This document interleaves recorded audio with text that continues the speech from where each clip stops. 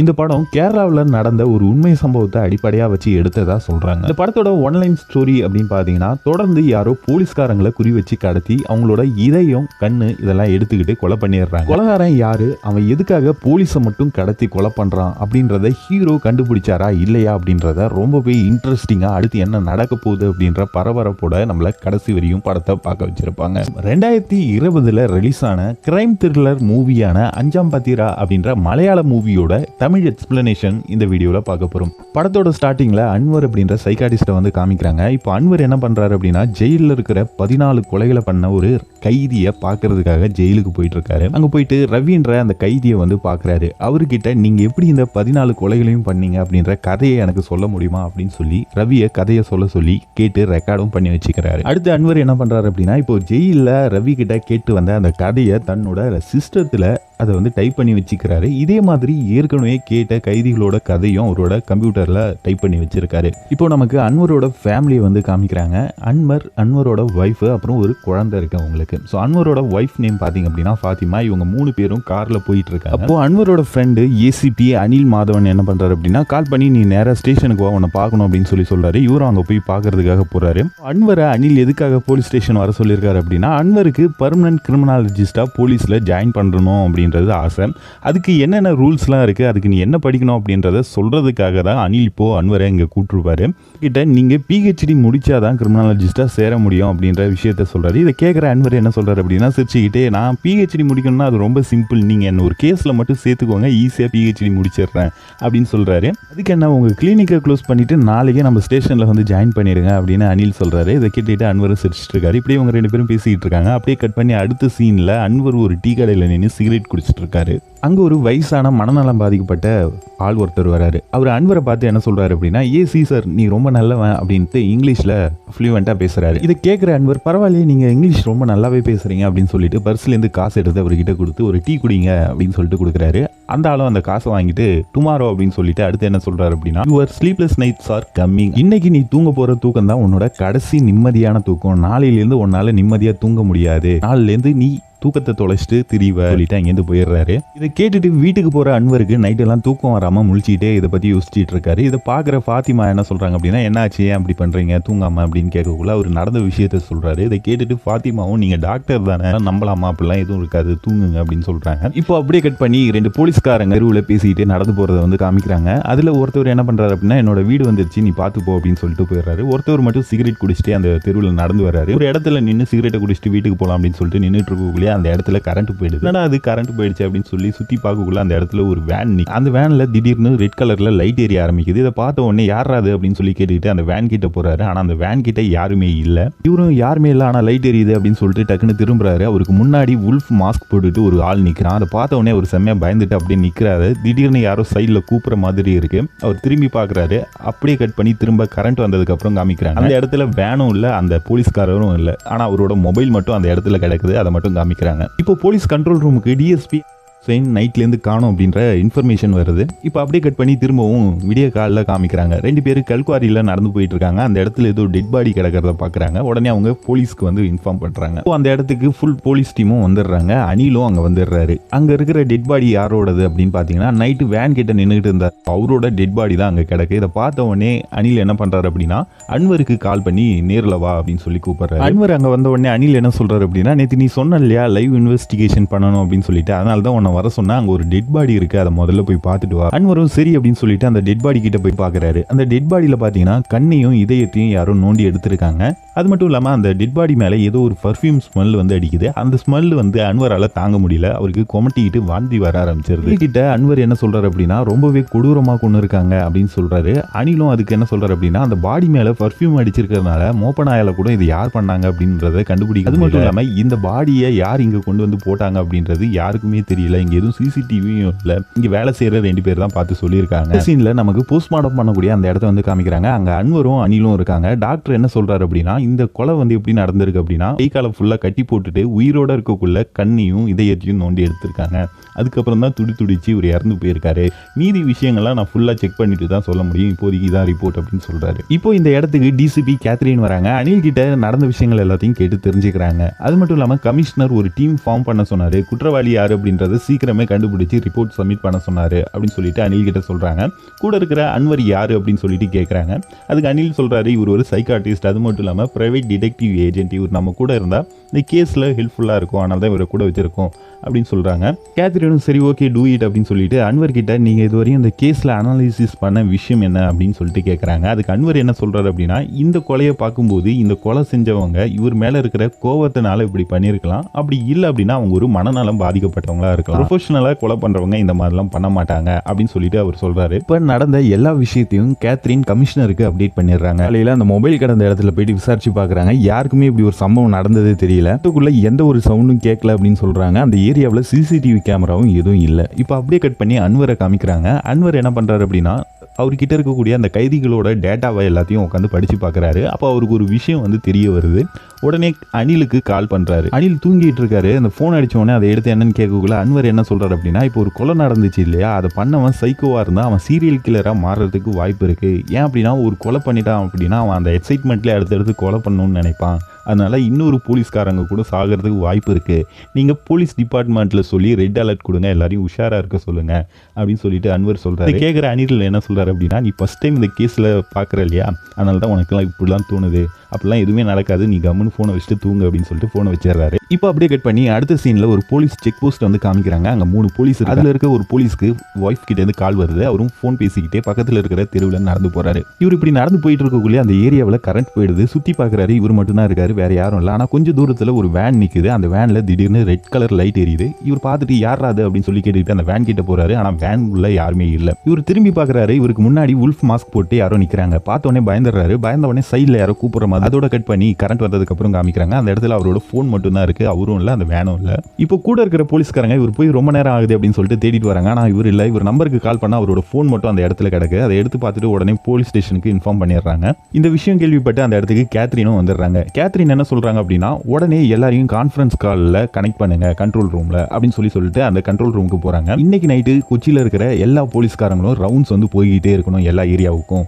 ஏதாவது சந்தேகப்படுற மாதிரி வண்டியோ வேனோ பார்த்தாங்க அப்படின்னா கண்ட்ரோல் ரூமுக்கு கால் பண்ணிவிட்டு அந்த வேனை கண்டிப்பாக தடுத்து நிறுத்தி அதை செக் பண்ணணும் அப்படின்னு சொல்லி சொல்கிறாங்க. இது எதுக்காக அப்படின்னா, இந்த கொலையை பண்ண கொலைகாரன் கண்டிப்பாக டெட் பாடியை எங்கேயாவது தூக்கி போடுறதுக்காக வருவான். நைட்டு ஃபுல்லாக ரவுண்ட்ஸ் போனோம் அப்படின்னா அவன் நம்ம கிட்ட மாட்டிப்பான். அதனால இதை வந்து எல்லாரும் கன்ஃபார்ம் ஃபாலோ பண்ணோம் அப்படின்னு சொல்லி சொல்கிறாங்க. கேத்ரின் கண்ட்ரோல் ரூம்லேருந்து வெளில வராங்க. ஏசிபி அனில் அந்த இடத்துல சிகரெட் குடிச்சிட்டு நின்றுட்டு இருக்காரு. அவர்கிட்ட போயிட்டு இப்போ என்ன நடக்குதுன்னே ஒன்றும் புரியல அப்படின்ற மாதிரி பேசுகிறாங்க. உடனே ஏசிபி அனில் என்ன சொல்கிறாரு அப்படின்னா, இன்னொரு கொலை நடக்க போகுது, அதனால போலீஸ் டிபார்ட்மெண்ட் கிட்ட சொல்லிட்டு எல்லாரையும் அலர்ட்டாக இருக்க சொல்லுங்க, ரெட் அலர்ட் கொடுங்க அப்படின்னு சொல்லிட்டு அன்வர் இதை பற்றி என்கிட்ட முன்னாடியே ஃபோன் காலில் சொன்னார். நான் அதை சீரியஸாக எடுத்துக்கல, ஆனால் இப்போ அது உண்மையாகவே நடந்துருச்சு அப்படின்னு சொல்லிட்டு சொல்கிறாரு. இதை கேட்குற கேத்ரினும் சரி விடுங்க, யாரால தான் என்ன பண்ண முடியும் அப்படின்னு சொல்லிட்டு கண்ட்ரோல் ரூமில் போயிடுறாங்க. இப்போ சிட்டியில் ரவுண்ட்ஸ் போகிற போலீஸ்காரங்க எல்லாரையுமே காமிக்கிறாங்க. அப்படி காமிக்கக்குள்ள 2 போலீஸ்காரங்க மட்டும் தனியாக ரவுண்ட்ஸ் போறாங்க. அந்த இடத்துக்கு ஒரு வேன் வருது. அந்த வேன் இந்த 2 போலீஸ்காரங்களையும் பார்த்த உடனே அப்படியே நிறுத்திடுறாங்க. நிறுத்திட்டு பின்னோக்கி போக ஆரம்பிக்குது. இதை பார்த்த உடனே இந்த போலீஸ்காரங்களுக்கு டவுட் வந்துட்டு உடனே கண்ட்ரோல் ரூமுக்கு இது போல நாங்கள் 2 பேர் தனியாக இருக்கோம், இந்த ஏரியாவில் ஒரு வேன் வந்தது, அது எங்களை பார்த்த உடனே ரிவர்ஸில் போகுது, நாங்கள் அதை துரத்த போகிறோம் அப்படின்னு சொல்லிட்டு துரத்த ஆரம்பிக்கிறாங்க. இதை கேட்குற கேத்ரினும் அது கண்டிப்பாக கொலகாரனோட வேனாக தான் இருக்கும் அப்படின்னு சொல்லிட்டு அந்த ஏரியாவில் பக்கத்தில் இருக்கிற போலீஸ் டீம் அந்த இடத்துக்கு போங்க அப்படின்னு சொல்லிட்டு ஒயர்லெஸில் சொல்கிறாங்க. இவங்க 2 போலீஸ்காரங்களும் அந்த வேனை திரும்பவும் துரத்த ஆரம்பிக்கிறாங்க. அதுக்குள்ளேயே அந்த வேன் ரிவர்ஸில் வேகமாக போகுது. கரெக்டாக அந்த ஏரியாவில் பக்கத்தில் இருக்கிற இன்னொரு போலீஸ் டீமும் அந்த இடத்துக்கு வந்துடுது. ஒரு வழியாக அந்த வேனை பிடிச்சிடுறாங்க. வேனை பிடிச்சிட்டு அந்த வேனுக்குள்ளே செக் பண்ணி பார்க்கல, அதில் வெறும் பான் மசாலா மட்டும்தான் இருக்குது, வேறு எதுவுமே இல்லை. இந்த நியூஸ் கண்ட்ரோல் ரூமுக்கு போகுது. கண்ட்ரோல் ரூமில் இருக்கிறவங்களாம் கொலகாரன்னு நினச்சோம், கடைசியில் எப்படி முடிஞ்சிச்சு அப்படின்னு சொல்லிட்டு திரும்பவும் வேலையை பார்க்க ஆரம்பிக்கிறாங்க. இப்போ வீடியோ காலில் காமிக்கிறாங்க. கேத்ரின் என்ன சொல்கிறாங்க அப்படின்னா, கங்க்ராச்சுலேஷன்ஸ் டீம்ஸ், நம்ம வந்து கொலகாரனை பாடியை வெளில போட விடாமல் தடுத்து நிறுத்திட்டோம், இனிமேட்டுக்கு அவன் எங்கே போட்டாலும் நம்ம கிட்ட மாட்டிப்பான், அதனால எல்லாரும் 24 மணி நேரமும் வேலையை பாருங்க அப்படின்னு சொல்லி சொல்கிறாங்க. இப்போ அப்படியே கட் பண்ணி நமக்கு அன்வரை வந்து காமிக்கிறாங்க. அன்வர் அவரோட ஒய்ஃப் காலேஜில் பசங்களுக்கு சைக்காலஜி கிளாஸ் எடுத்துகிட்டு இருக்காரு. அங்கே இருக்கிறவங்களாம் எப்படி சைக்காலஜியில் நிறைய விஷயங்களை தெரிஞ்சுக்கிறது அப்படின்னு சொல்லி கேட்குறாங்க. அதுக்கு அவர் என்ன சொல்கிறார் அப்படின்னா, பெஞ்சமின் லூயிஸ் அப்படின்ற டாக்டர் ஒரு புக் எழுதியிருக்காரு, அவரு மலையாளி தான், அவர் எழுதின புக்கை படிச்சிங்க அப்படின்னா உங்களுக்கு சைக்காலஜியில் நிறைய விஷயங்கள் தெரிஞ்சிக்க முடியும், நானே அவரை தான் ஃபாலோ பண்ணுறேன் அப்படின்னு சொல்லிட்டு இருக்காரு. இப்போ அப்படியே கட் பண்ணி கேத்ரின் ஆஃபீஸ்க்கு வர்றதை காமிக்கிறாங்க. கேத்ரின் கார்லேருந்து இறங்கி ஆஃபீஸ் உள்ள போயிடுறாங்க. கார் டிரைவர் பால்சன் என்ன பண்ணுறாரு அப்படின்னா, சிகரெட் குடிக்கிறதுக்காக அந்த ஆஃபீஸ்க்கு பேக் சைடில் போயிட்டு நின்று சிகரெட் குடிச்சிட்டு இருக்காரு. அந்த இடத்துல ஒரு நீதி தேவதையோட சிலை கிடக்குது. இதை பார்த்த உடனே என்னடா இந்த இடத்துல சிலை கிடக்குது அப்படின்னு சொல்லிட்டு அதை எடுக்கிறதுக்காக போறாரு. அந்த சிலைக்கு பின்பக்கம் காணாம போன போலீஸ்காரரோட டெட் பாடி அங்கே கிடக்கும். இதை பார்த்துட்டு அவர் ஷாக் ஆகிட்டு மற்ற போலீஸ்காரங்க கிட்ட சொல்லுவாங்க. விஷயம் கிளாஸ் எடுத்துட்டு இருக்கிற அன்வருக்கு கால் மூலியமா தெரிய வருது. அவரும் அந்த ஸ்பாட்டுக்கு வந்துடுறாரு. அங்க கிடக்கிற டெட் பாடியை போய் பார்த்துட்டு இருக்காரு. அப்போ அனில் அன்வர் கிட்ட என்ன சொல்றாரு அப்படின்னா, ஃபர்ஸ்ட் கொலை எந்த பேட்டர்ன்ல நடந்துச்சோ அதே மாதிரி தான் இந்த கொலையும் நடந்திருக்கு. இந்த கொலையிலையும் நமக்கு எதுவும் துப்பு கிடைக்கல, ஆனா ஒரே ஒரு நீதி தேவதை சிலை மட்டும் கிடைச்சிருக்கு அப்படின்றத வந்து அன்வர் கிட்ட சொல்றாரு. கேத்ரின் அங்க ரெண்டு வந்து அன்வர் கிட்ட அவங்க என்ன சொல்றாங்க அப்படின்னா, நீங்க சொன்னது கரெக்ட், நம்ம இந்த கேஸ்ல தேடுறது ஒரு சீரியல் கில்லர் அப்படின்னு சொல்லிட்டு சொல்றாங்க. பில்டிங்ல இருக்கிற சிசிடிவி கேமரா எல்லாத்தையுமே வந்து செக் பண்றாங்க. டெட் பாடியை யார் தூக்கி போட்டு போறாங்க அப்படின்றது ரெக்கார்ட் ஆயிருக்கா அப்படின்னு சொல்லிட்டு. ஆனா அந்த மாதிரி அந்த சிசிடிவி எதுலையுமே ரெக்கார்ட் ஆகல. ஸோ இந்த வீடியோவை பார்க்கக்குள்ள அன்வர் ஒரு விஷயத்தை நோட் பண்றாரு. அது என்ன அப்படின்னா, அந்த ஏரியாவில் ஒரு வண்டி அந்த டெட் பாடி கடந்த அன்னைக்கு காலைல கிராஸ் ஆகிறத பார்க்குறாரு. அந்த வீடியோவை அப்படி பாஸ் பண்ணுங்க அப்படின்னு சொல்லிட்டு இப்போ நம்ம பார்த்துக்கிட்டு இருக்கிற வீடியோ இன்னைக்கு காலையோ இல்லை நேத்தோ ரெக்கார்ட் ஆனது இல்லை, 3 நாளைக்கு முன்னாடி நடந்தது தான் இன்னைக்கு ரெக்கார்ட் ஆனது மாதிரி இங்கே வந்து பிளே ஆகிட்டு இருக்கு. நம்மளோட சிசிடிவி எல்லாத்தையுமே யாரை ஹேக் பண்ணிட்டாங்க அப்படின்ட்டு அன்வர் சொல்றாரு. இதை கேட்குற கேத்ரின் அன்வர் கிட்ட நீங்க எப்படி இந்த வீடியோ பழசுன்னு சொல்றீங்க அப்படின்னு சொல்லிட்டு கேட்கல. அவர் என்ன சொல்றாரு அப்படின்னா, இங்க பக்கத்தில் ஒரு கோவில் இருக்கு, அந்த கோவிலில் ராவணன் சிலையை தூக்கிட்டு போறதுக்காக ஒரு வண்டி யூஸ் பண்ணுவாங்க. அந்த வண்டி தான் இன்னைக்கு காலைல 6 மணிக்கு இந்த ஏரியாவை கிராஸ் பண்ண மாதிரி இந்த வீடியோவில் ரெக்கார்ட் ஆயிருக்கு. ஆனால் உண்மையாலுமே இந்த வண்டி என்னைக்கு கிராஸ் ஆச்சு அப்படின்னா, 3 நாளைக்கு முன்னாடி அந்த கோயிலில் திருவிழா நடந்துச்சு, அன்னைக்கு தான் இந்த வண்டியை எடுத்துகிட்டு போனாங்க. இன்றைக்கெலாம் எடுத்துகிட்டு போகிறதுக்கு வாய்ப்பே இல்லை அப்படின்னு சொல்கிறாரு. இதை கேட்டவுடனே கேத்ரினும் பக்கத்தில் இருக்கிற பிரீத்தி கிட்ட இது அவர் சொல்கிறது உண்மையா அப்படின்னு சொல்லிட்டு கன்ஃபார்ம் பண்ணுங்க அப்படின்னு சொல்கிறாங்க. பிரீத்தியும் அதை கன்ஃபார்ம் பண்ணிவிட்டு, ஆமாம் அவர் சொல்கிறது உண்மை தான், இது எல்லாமே பழைய ஃபுட்டேஜ், நம்மளோட இப்போ கரண்ட்டில் இருந்த ஃபுட்டேஜ் எல்லாமே டெலிட் ஆயிருக்கு அப்படின்றத அவங்க சொல்கிறாங்க. இப்போ இந்த இடத்துக்கு அந்த நீதி தேவதை சிலையை ஒருத்தர் எடுத்துகிட்டு வந்து என்ன சொல்கிறார் அப்படின்னா, மேடம் நாங்கள் இதை ஃபுல்லாகவே செக் பண்ணிட்டோம், இதில் எந்த தடயமும் கிடைக்கல, யாரோட பேரும் இந்த சிலையில் மென்ஷன் பண்ணிடல அப்படின்றத வந்து சொல்கிறாரு. இதை கேட்டவுடனே அனில் என்ன சொல்றாரு அப்படின்னா, ஒருவேளை இது நம்மள திசை திருப்பறதுக்காக இந்த டெட் பாடிக்கு பக்கத்துல மட்டும் இந்த சிலையை வந்து போட்டிருக்கலாம் அப்படின்ற மாதிரி சொல்றாரு. இது கேட்கிற அன்வர் என்ன சொல்றாரு, கண்டிப்பா வாய்ப்பு இல்லை, இந்த சிலையை ஒரு நிமிஷம் பாருங்க, பொதுவாக நீதி தேவதை சிலை எல்லாமே கண்ணை கட்டியிருக்கிற மாதிரி தான் இருக்கும், ஆனால் இந்த சிலையில் கண்ணு திறந்து இருக்கிற மாதிரி செஞ்சுருக்காங்க. அது மட்டும் இல்லாமல் கையில் அவங்க ஒரு ஒளி வச்சிருப்பாங்க, தீப ஒளி, அதுக்கு பதிலாக இதில் ஒரு கத்தி இருக்கிற மாதிரி செஞ்சுருக்காங்க. அதே மாதிரி முகமும் மலையாள முகமாக இருக்குது, கண்டிப்பாக இது வந்து கொலகாரம் தான் போட்டிருக்கான் அப்படின்றத வந்து அன்வர் சொல்கிறாரு. இதை கேட்ட உடனே அனில் என்ன சொல்கிறார் அப்படின்னா, ஃபஸ்ட்டு கொலைக்கு மட்டும் ஏன் இந்த சிலை கிடைக்கல அப்படின்னு சொல்லக்குள்ள அவர் அங்கே இருக்கிற நோட்டீஸ் போர்டில் போயிட்டு பழைய ஃபோட்டோவெல்லாம் அன்வர் வந்து பார்க்குறாரு. பிரீத்தி 5ஆம் நம்பர் ஃபோட்டோவை பிக் ஸ்க்ரீனில் போடுங்க அப்படின்னு சொல்லிட்டு அன்வர் சொல்கிறாரு. பிரீத்தியும் அந்த ஃபோட்டோவை போடுறாங்க. அந்த ஃபோட்டோவை ஜூம் பண்ண சொல்லிட்டு அந்த இடத்துல நல்லா பாருங்க, அந்த இடத்துல ஒரு சிலை இருக்கு, நம்ம தான் கவனிக்காம இருந்திருக்கோம், அவன் ஃபர்ஸ்ட் கொலை நடந்தப்பவே நமக்கு அந்த சிலையை வந்து அனுப்பிச்சு வச்சிருக்கான் அப்படின்னு சொல்றாரு. இப்போ அந்த சிலையை எடுத்துட்டு போயிட்டு பக்கத்தில் இருக்கிற கடைகள் எல்லாம் செக் பண்றாங்க, இந்த மாதிரி சிலை யார் செஞ்சு கொடுத்தா அப்படின்ட்டு. அவங்க எல்லாமே என்ன சொல்றாங்க அப்படின்னா, இந்த மாதிரி மாடல்ல இங்க யாருமே சிலை செய்ய மாட்டாங்க, வித்தியாசமா சிலை செய்யறவங்க தான் இந்த மாதிரி செய்வாங்க, அதுவும் இந்த ஊர்ல யாரும் இப்பெல்லாம் பண்ண மாட்டாங்க, வெளியூர்ல நீங்க செக் பண்ணி பாருங்க அப்படின்னு சொல்றாங்க. இப்போ அப்படியே கட் பண்ணி அடுத்த நாள் காலையில ஏடிஎம்க்கு வெளியே ஒரு பையன் லேப்டாப்போட உட்காந்துருக்கிறத காமிக்கிறாங்க. அவன் என்ன பண்றான் அப்படின்னா, ஏடிஎம்க்கு பணம் எடுக்க வரவங்களோட அக்கௌண்ட் எல்லாம் ஹேக் பண்ணிட்டு உட்காந்துருக்கான். அந்த இடத்துக்கு அன்வர் வந்துடுறாரு. அவனை பிடிச்சிடுறாரு. பிடிச்சிட்டு என்ன சொல்றாரு அப்படின்னா, உங்க அம்மா என்ன சொன்னாங்க, நல்ல விஷயத்துக்கு தானே ஹேக்கிங் யூஸ் பண்ண சொன்னாங்க, ஆனால் நீ இந்த மாதிரி கெட்ட விஷயத்துக்கு யூஸ் பண்றே, இதுக்கு உனக்கு தண்டனை இருக்கு அப்படின்னு சொல்லிட்டு அவனை பிடிச்சி ஜீப்ல ஏற்றி போலீஸ் ஸ்டேஷன் கூட்டு வந்துடுறாரு. அங்க அனில் கேத்ரின் எல்லாருமே இருக்காங்க. அவங்க முன்னாடி ஒரு கொண்டாந்து உட்கார வச்சுட்டு என்ன சொல்றாரு அப்படின்னா, இங்க இருக்கிற சிசிடிவி கேமரா அப்புறம் சர்வர் எல்லாத்தையுமே யாரோ ஹேக் பண்ணிட்டாங்க, அது யார் அப்படின்றத கண்டுபிடி அப்படின்னு சொல்றாரு. எவ்வளவு ட்ரை பண்ணி பார்க்கறான், ஆனாலும் அவனால கண்டுபிடிக்க முடியல. ஆனா அவன் என்ன சொல்றான் அப்படின்னா, இதுக்கு முன்னாடி யார் ஹேக் பண்ணாங்க அப்படின்றத என்னால கண்டுபிடிக்க முடியல, அவன் ரொம்பவே டீகோட்லாம் நிறைய பண்ணி வச்சிருக்கான், அதனால இனிமேட்டுக்கு அவனால ஹேக் பண்ண முடியாத அளவுக்கு உங்களுக்கு ஒரு டேட்டா பேஸை என்னால் கிரியேட் பண்ண முடியும் அப்படின்னு சொல்லிட்டு சொல்றான். இது கேட்ட உடனே கேத்ரின் என்ன சொல்றாங்க அப்படின்னா, அப்போ ஓகே நீ அதே மாதிரி பண்ணி இனிமேட்டுக்கு நீனும் எங்க டீம்ல ஒரு ஆள், இந்த கேஸ் முடிகிற வரையும் நீ வீட்டுக்கு போகக்கூடாது, இங்க இருந்து எங்களுக்கு ஹெல்ப் பண்ணும் அப்படின்னு சொல்லிட்டு போயிடுறாங்க. இப்போ நமக்கு ஒரு பொண்ணு அந்த நீதி தேவதை சிலையை பத்தி சொல்றதுக்காக போலீஸ் ஸ்டேஷன் வரதை காமிக்கிறாங்க. அங்க இருக்கிற போலீஸ்காரர்கிட்ட போயிட்டு இந்த மாதிரி நீதி தேவதை சிலையை பத்தி FB போஸ்ட் பார்த்தேன், அதை சொல்றதுக்காக வந்தேன் அப்படின்னு சொல்லுது. ஆனா அந்த பெரியவருக்கு அதை பத்தி எதுவுமே தெரியல. உடனே இந்த பொண்ணு என்ன சொல்லுது அப்படின்னா, உள்ள வேற யாராவது இருந்தா அவங்களை கூப்பிடுங்க, அவங்க கிட்ட நான் அதை பத்தி சொல்லணும் அப்படின்னு உடனே இவர் உள்ள ஏஞ்சி உள்ள இருக்கிற கான்ஸ்டபிள் கூட சேர்ந்துட்டு இவர் ஃபேஸ் ஆப்பை பத்தி பேசிட்டு கொஞ்ச நேரம் அப்படி நின்று அதுக்கப்புறமா யோசிச்சு ஐயோ ஒரு பொண்ணு வந்துச்சு அப்படின்றத வந்து சொல்றாரு அந்த போலீஸ்காரர்கிட்ட. இதெல்லாம் நீ முன்னாடியே சொல்லியிருக்கணும் அப்படின்ட்டு வேகமா வெளில வந்து பாக்குறாரு. அதுக்குள்ள அந்த பொண்ணு அங்கிருந்து போயிடுது. இந்த விஷயத்தை உங்களோட ஐயர் அபிஷியல் கிட்ட சொல்றாங்க. அன்வர் அந்த சிலையோட போட்டோ வச்சுட்டு யோசிச்சுட்டு உட்காந்துருக்காரு. அந்த இடத்துக்கு வர ஃபாத்திமா அந்த சிலையை பார்த்துட்டு இது ஏது அப்படின்னு கேட்கல, நீ கொலை நடந்த இடத்துல இதை கண்டுபிடிச்சோம் அப்படின்ட்டு அவர் சொல்றாரு. உடனே அவங்க என்ன சொல்றாங்க அப்படின்னா, அந்த சிலையில டிவான்சிக் கோட் அப்படின்னு சொல்லிட்டு ஒன்று இருக்கும், எல்லா சிலையிலுமே அந்த கோடு வந்து வைப்பாங்க, அந்த கோடை கண்டுபிடிச்சிங்கன்னா கொலைகாரங்க யார் அப்படின்றது ஈஸியாக கண்டுபிடிச்சிடலாம் அப்படின்ட்டு சொல்றாங்க. அதுக்கு அன்வர் என்ன சொல்றாரு அப்படின்னா, இந்த சிலையை ஃபுல்லாவே நாங்கள் எக்ஸ்ட்ரா எடுத்து பார்த்துட்டோம், எந்த கோடும் எந்த பேரும் இதுல இல்ல, முழுக்கடையா இருக்கு சிலை அப்படின்ற மாதிரி சொல்றாரு. அடுத்து கேத்ரின் என்ன பண்றாங்க அப்படின்னா, அவசரமா ஒரு மீட்டிங் போட்டு இன்னைக்கு நைட்டு போலீஸ்காரங்க எல்லாமே 2 பேரா சேர்ந்து ஆள் நடமாட்டம் இல்லாத ஏரியாவில் நடந்து போகணும், ஒருத்தவங்களுக்கும் இன்னொருத்தவங்களுக்கும் நடுவில் 100 மீட்டர் கேப் இருக்கணும், அவங்க எல்லாமே ஃபோன் காலில் கனெக்டில் இருக்கணும், ஒருவேளை கொலைகாரன் அடுத்து போலீஸ்காரனை கொல்றதுக்காக வந்தால் இன்னைக்கு நைட்டு நம்மள யாராவது ஒருத்தவங்களை தான் கொலை பண்ணுவான், அப்படி வரக்குள்ள பின்னாடி வரவங்களோ இல்லை முன்னாடி வரவங்களோ அவங்கள பார்த்து மற்றவங்களுக்கும் தகவல் சொல்லி அவனை ஈஸியாக வந்து பிடிச்சிடலாம் அப்படின்னு சொல்கிறாங்க. கேத்ரின் சொன்ன மாதிரி அன்னைக்கு நைட்டு எல்லாரும் 2 பேரா சேர்ந்து நடந்து போறாங்க. அனிலும் அன்வரும் ஒரு தெருவில் நடந்து போறாங்க. பால்சனும் கேத்ரினும் ஒரு தெருவில் நடந்து போறாங்க. இப்படி நடந்து போயிட்டு இருக்கக்குள்ள கேத்ரினுக்கு பின்னாடி ஒரு வண்டி வர்றதை பால்சன் வந்து கவனி இந்த விஷயத்தை கேத்ரினுக்கு சொல்றாரு. கேத்ரின் என்ன சொல்றாங்க அப்படின்னா, அந்த வேன் என்ன கிராஸ் பண்ணி கிட்ட வரட்டும், என்ன பண்றாங்கன்னு பார்ப்போம், அதுக்கப்புறம் நம்ம மற்றவங்களுக்கு இதை சொல்லலாம், ஆக்ஷன் எடுக்கலாம் அப்படின்னு சொல்லிட்டு சொல்றாங்க. அதே மாதிரி அந்த வேனும் கேத்ரினை கிராஸ் பண்ணி நிக்குது. அந்த வேனில் யார் இருக்கா அப்படின்னு பார்த்தீங்கன்னா 4 பேர் குடிச்சிட்டு கேத்ரினை பார்த்து வரியா அப்படின்னு சொல்லிட்டு கிண்டல் பண்ணுறதுக்காக கேட்குறானுங்க. இவங்க கண்ணு எடுத்து காமிச்சோடனே அவனும் அந்த வேன் எடுத்துட்டு அங்கேருந்து ஓடி போயிடுறானுங்க. இது எது குடிகார பசங்க அவனை குடிச்சிட்டு கிண்டல் பண்ணுறதுக்காக வந்திருக்கானுங்க, நம்ம எதிர்பார்த்த ஆள் இது இல்லை அப்படின்னு சொல்லிட்டு சொல்கிறாங்க. ஆனால் பால்சன் கிட்டேருந்து எந்த பதிலும் வரல. உடனே இவங்க திரும்பி பார்க்குறாங்க. பால்சன் வந்து அந்த ஸ்கூட்டி மட்டும் அந்த இடத்துல நிற்கிது. ஆனால் அந்த இடத்துல பால்சன் இல்லை. இவங்க பேசுறதுக்கு ரிப்ளையும் இல்லை. உடனே இவங்க வேகமாக ஓடி போயிட்டு அந்த ஸ்கூட்டி கிட்ட பார்க்குறாங்க. அங்கே அவரோட மொபைல் மட்டும் கீழே கிடக்கு. பால்சன் அந்த இடத்துல இவங்களும் அந்த மொபைல் எடுத்து செக் பண்ணுறாங்க. அதில் யாரோ உல்ஃப் மாஸ்க் போட்டு இவருக்கு முன்னாடி வந்து மொபைல் தட்டி வர்றது ரெக்கார்ட் ஆயிருக்கு. இதை பார்த்துட்டு இந்த உல்ஃப் மாஸ்க் போட்டிருக்கிறவன் தான் இந்த கொலையெல்லாம் பண்ணிட்டு இருக்கான் அப்படின்னு சொல்லிட்டு யாரெல்லாம் இந்த உல்ஃப் மாஸ்க் வச்சிருக்காங்களோ அவங்க எல்லாம் பிடிக்கணும் அப்படின்னு சொல்லிட்டு கேத்ரின் சொல்றாங்க. அதுக்கு ஆண்ட்ரூ என்ன சொல்றான் அப்படின்னா, இந்த உல்ஃப் மாஸ்க் வந்து அமேசான் ஃபிளிப்கார்ட்லேயே வந்து கிடைக்குது, யார் வேணாலும் வாங்கலாம், அதை வச்சு நம்ம கொலைகாரனை டிசைட் பண்ண முடியாது அப்படின்னு வந்து சொல்றான். இப்போ இந்த விஷயம் கமிஷனருக்கு தெரிஞ்சிருது. கமிஷனர் கால் பண்ணி கேத்ரினை பயங்கரமா திட்ட ஆரம்பிச்சிடுறாரு. நான் ஏற்கனவே சொன்னேன், அடுத்த கொலை நடக்கிறதுக்குள்ள சீக்கிரம் சீரியல் கில்லரை கண்டுபிடிங்க, இல்லை அப்படின்னா உன் மேலே ஆக்ஷன் எடுப்பேன்னு சொன்னேன். இப்போ இன்னொரு கொலையை நடந்துருச்சு, இந்த மாதிரி முட்டாள்தனமான ஐடியாவெல்லாம் ஒன் யார் பார்க்க சொன்னது வேலையெல்லாம் அப்படின்னு சொல்லிட்டு பயங்கரமாக திட்டுறாரு. இவங்களும் திட்டு வாங்கிட்டு நான் சீக்கிரமே கண்டுபிடிக்கிறேன் அப்படின்னு சொல்லிட்டு வச்சிடறாங்க. இப்போ என்ன பண்ணுறதுன்னு தெரியாமல் இவங்க எல்லாமே முழிச்சிட்டு இருக்காங்க. அப்படியே கட் பண்ணி அடுத்த நாள் காலையில் காமிக்கிறாங்க. ஃபாத்திமா இருக்காங்க இல்லையா, அவங்க அன்வருக்கு வந்து கால் பண்ணி நீங்கள் அமேசானில் ஃப்ரிட்ஜ் எதுவும் ஆர்டர் பண்ணிங்களா, பார்சல் கொண்டு வந்திருக்காங்க அப்படின்னு சொல்லிட்டு சொல்கிறாங்க. அன்வரும் வீட்டில் தான் ஆல்ரெடி ஒரு ஃப்ரிட்ஜ் இருக்குல்ல, அப்புறம் எதுக்கு நான் ஆர்டர் பண்ண போகிறேன், அது வேற யாருக்காவது வந்திருக்கும் அப்படின்னு சொல்கிறாரு. ஃபாத்திமா என்ன சொல்கிறாங்க, இல்லை நான் அட்ரஸ் செக் பண்ணேன், நம்மளோட அட்ரஸ் தான் இருக்குது அப்படின்னு சொல்லிட்டு நான் அதை வாங்கி வைக்கிறேன் அப்படின்ட்டு வாங்கிடுறாங்க.